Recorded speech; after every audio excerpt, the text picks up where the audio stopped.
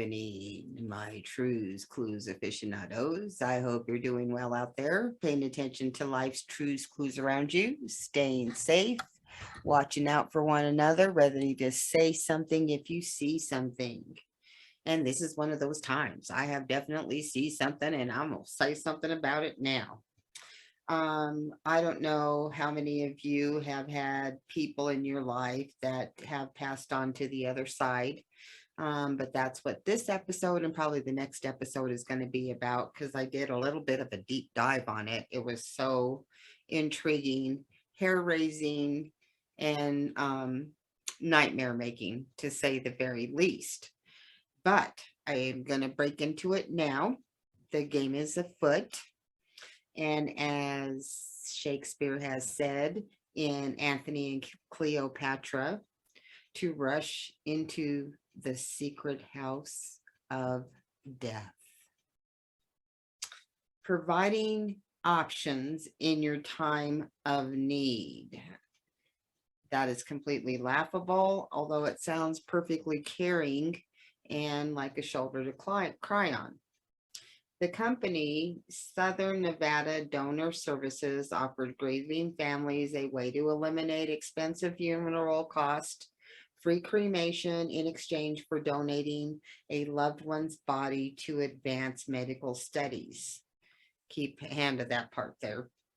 Outside Southern Nevada suburban warehouse, the circumstances were far from comforting.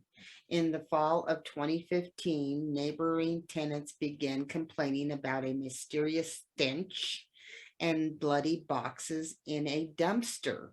They're like, what the hell? What's going on here? Why all of a sudden is all this crap going on? And I can imagine how creepy that made you feel at the same time. That December, a local health records show someone contacted authorities to report odd activities in the courtyard. Wonder what that could have been. Health inspectors found a man in medical scrubs holding a garden hose. He was thawing a frozen torso in the midday sun. And yes, that was one of us. As the man sprayed the remains, bits of tissue and blood were washed into the gutters, state health report said.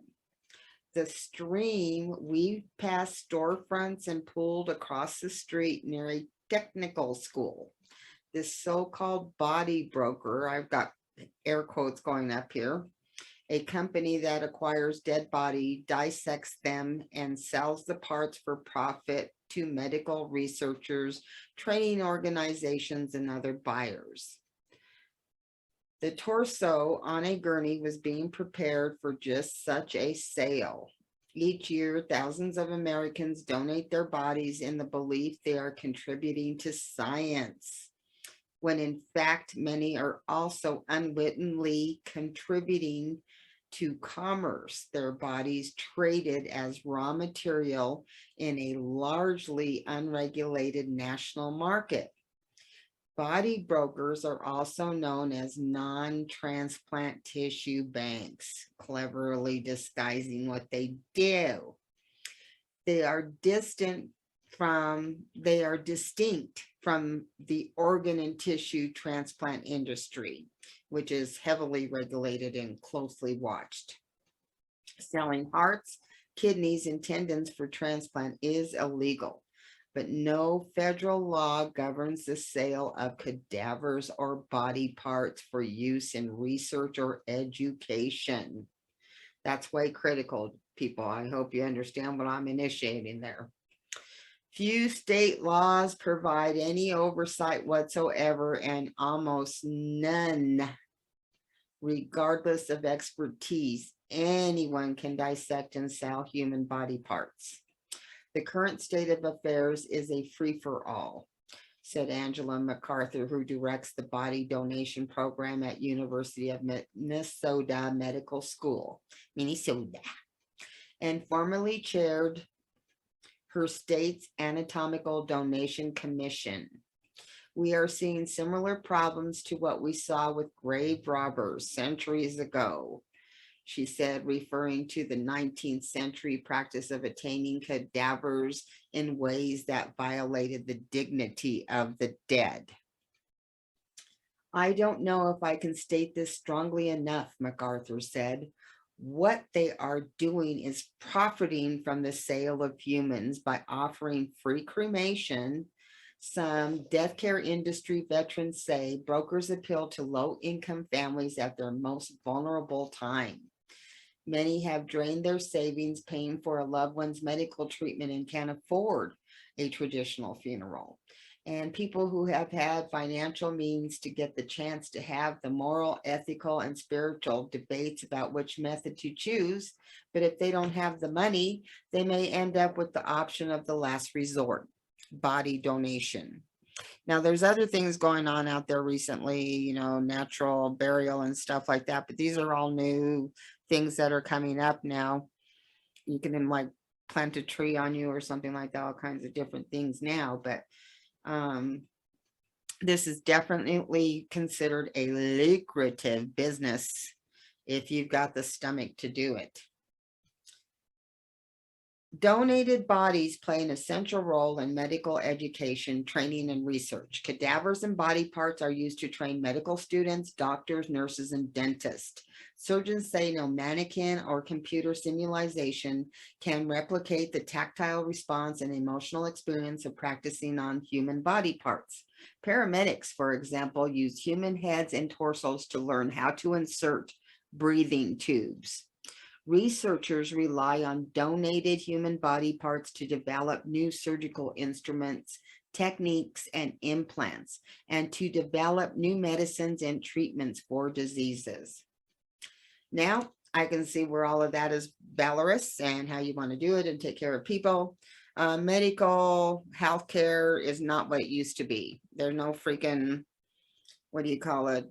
Oath of care anymore. It's oath of money. You have to have some insurance to get care, or doctors will turn you away. They don't play that game no more.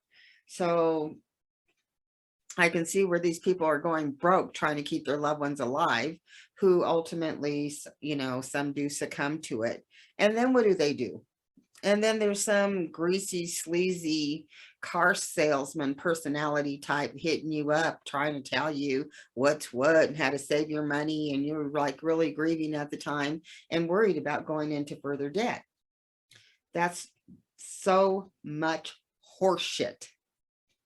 So this is how it works. Soliciting donors. Body brokers solicit donors offline, online, via funeral homes, hospice, hospitals. Donors are told they will contribute to science and receive a free cremation. Because I guess when you donated your body to science back then, you still had to pay for the transportation of everything. Well, they're saying all of this is free, free, free. And then you just go and get some ashes back and everything's just fine. Consent. A donor can sign a consent form giving their body to a broker before dying, or next of kin can sign the form after death. That's what makes the hospice area so popular, because they're there, they're hitting up these people. These people probably are down to the nothings, and they just make it sound like you're just doing the most glorious thing by turning your body over. They're not telling you that you're going to be like a butcher factory and they're going to make money off of every damn usable part that you have in your body.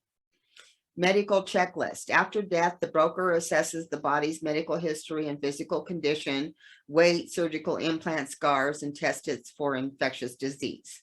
Now, that is up to speculation. This could be happening. This might not be happening. But I think a lot of people just skip that little step right there and they just go right to dissecting, because from what I've heard and the way they take care of these organs and body parts is in the most disrespectful fucking manner. Dissection. The broker enters, either retains the whole cadaver or dissects it. Most bodies are cut into 6 parts, such as head, torso, arms, and legs. Cremation. If requested, a portion of the body not sold for research and education is cremated within weeks and returned to the next of kin. One next of kin got sand back for her loved one's ashes. Just saying. Place order. A broker's client, such as medical device company, submits an order for body parts. elbows for a surgical training seminar, which are usually done in hotels. Price quote, the broker assesses its inventory, provides a price quote for the body parts, and if accepted, sells or rents to the body parts to the client. So you can even rent the damn things. And I don't know how much time they send them out, and then you send them back, and then they're eventually destroyed. Return. Rented body parts are returned to the broker for potential reuse. Body parts sold to clients are cremated after research or training and disposed of. Now, in the world we live in, we're adults, because show is only for adults. We all know what the truth is there, and they use all kinds of different things to be testing on poor little animals. They'll grab anything and just test on it. I think there's a way of coming out of the dark ages, I hope, as this all goes along. I can't imagine after all these many years that we would have to still continue with these same practices. But I ain't gonna say, because I ain't all up into that kind of business. In most states, anyone can legally purchase body parts. A Tennessee broker sold Reuters, the newspaper, a cervical spine and 2 human heads just after a few email exchanges. Freak them the fuck out. Body brokers identified have also become intertwined with the American funeral industry. Reuters identified 62 funeral operators that have struck mutually beneficial business arrangements with brokers. The funeral homes provide brokers access to potential donors. In return, the brokers pay morticians referral fees ranging from $300 to $1,430. According to broker ledgers and court records, these payments generate income for morticians from families who might not be able to otherwise afford even simple cremation. But such relationships raise potential conflicts of interest by creating an incentive for funeral homes to encourage grieving relatives to consider body donations, sometimes without fully understanding what might happen to the remains. Some funeral home directors are saying cremation isn't paying the bills anymore, so let me see if I can help people harvest body parts. Like, what the fuck? Some morticians have made body donation part of their own business. In Oklahoma, 2 funeral home owners invested $650,000 in a startup body broker firm. In Colorado, a family operating a funeral home ran a company that dissected and distributed body parts from the same building. Most brokers employ a distinctive language to describe what they do and how they make money. They call it human remains tissue, not body parts, for example. And they detest the term body brokers. They prefer to be known as non-transplant tissue banks. Get the fuck over yourself. Also, most insist they don't sell body parts, but instead charge fees for services. Such characterizations, however, are contradicted by documents found. Brokers clearly attach monetary value to donated remains. Last December, it was reported more than 20 bodies donated to an Arizona broker were used in U.S. Army blast experiments without the consent of the deceased or next of kin. Some donors or their families had explicitly noted an objection to military experiments on consent forms. Family members learned of the 2012 and 2013 experiments, not from the Army, but from a Reuters reporter who obtained records about what happened. In Honolulu, police were called twice to storage facilities leased by a body broker, Brian Avery, in 2011 and 2012. Each time they found the decomposing remains. Both times, police concluded that Avery committed no crimes because no state law applied. Harold Dillard, who worked with his brother resurfacing bathtubs and kitchen countertops in Albuquerque, New Mexico, was diagnosed with terminal cancer the day after Thanksgiving in 2009. He was 56 years young, active, healthy, and had a great life. One night, bam, said his daughter. He wanted to do the last selfless thing he could do before he died, so he donated his body. As her father lay dying, Fasold said employees from Albuquerque broker BioCare visited her father and daughter and made a heartfelt pitch. Fucking assholes. The generous gift of his body to science would benefit medical students, doctors, and researchers. Fasold said BioCare cited several sample possibilities, including that her father's body might be used to train surgeons on knee replacement techniques. Fasold's view of BioCare soon changed. It took weeks longer than promised to receive what she was told were her father's cremated remains. Once she received them, she suspected they were not his ashes because they looked like sand, which she was correct. In April 2010, Fasold was told by authorities that her father's head was among body parts discovered at a medical incinerator. She also learned for the first time, she said, that BioCare was in the business of selling body parts. All of the bodies appeared to have been dismembered by a coarse cutting instrument, such as a chainsaw. I was completely hysterical, she said. We would never have signed up if they had ever said anything about selling body parts. No way. That's not what my dad wanted at all. I don't even know what to say about this. It's so fishy and humiliating to these poor people. It's mind-boggling. That's all I can say about that. Totally just mind-boggling. And so on to the next one.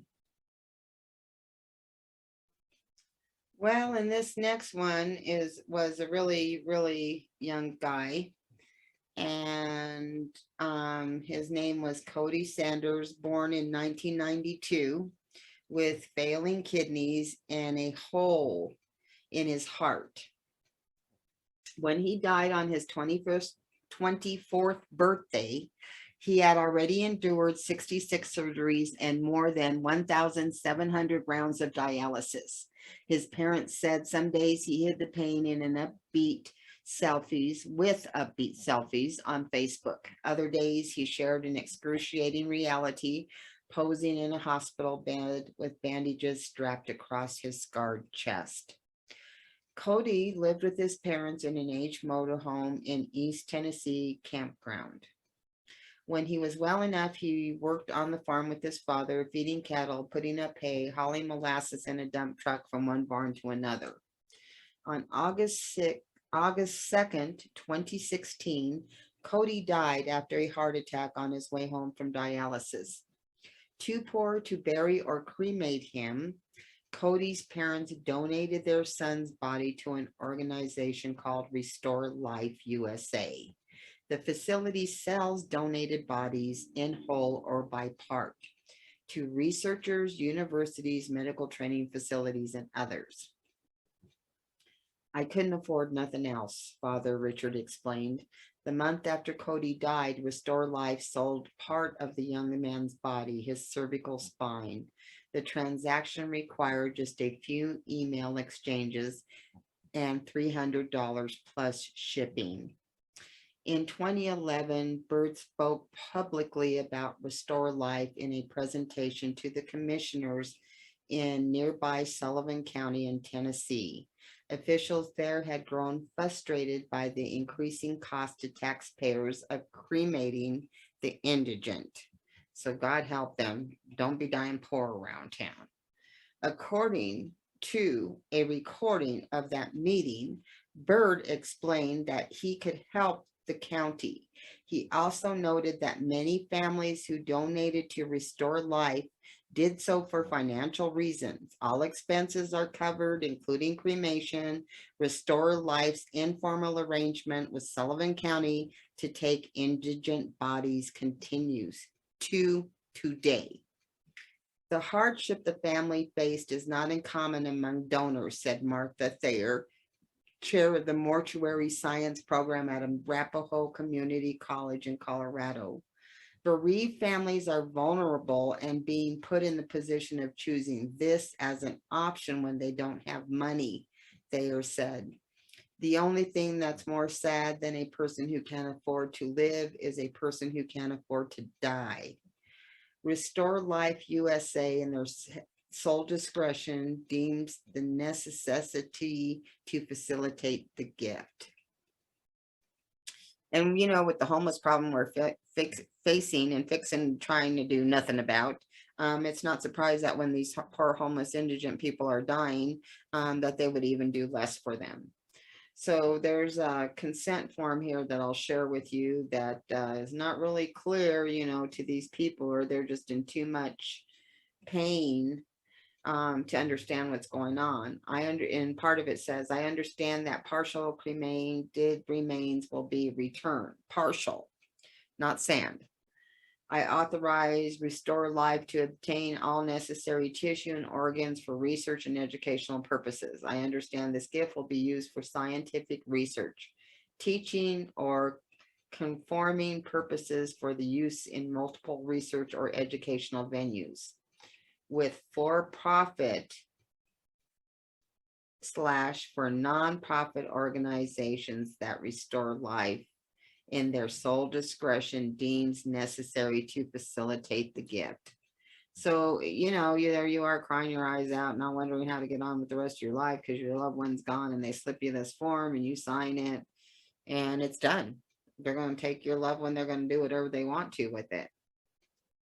And as I said, I'm surprised that, you know, I mean, you look at these old, you know, doctor pictures, you know, with everybody. Well, there was no women, there were very few, and they're like stadium seating and everybody's looking, and the days with the leeches and stuff. And part of what we still do is like antiquated in that time as well. And I guess because it's such an uncomfortable topic and people are afraid to talk about it. I don't like talking about it. But right now, doctors say it's a necessarily part of life. And I don't believe everything anybody says, but according to them, donated cadavers are essential to medical training, doctors say. But doctors gathered in a training room here recently said cadavers and broker supply can be indispensable. Welcome to the Chamber of Horrors, Larry Pahorley cracked as he led a visitor into his inner sanctum, a lab in suburban Denver Office Park, where he and his daughter Larissa dissect and then sell bodies that were donated to science. Now I'll post some pictures of their lab, but it looks like a clean lab. It looks like they do their best to keep things, you know, organized, respectful, but they're still making money off the body parts, and the body parts are being donated. To me, that's horrific that the families aren't making some kind of headway with all of this. It's disturbing.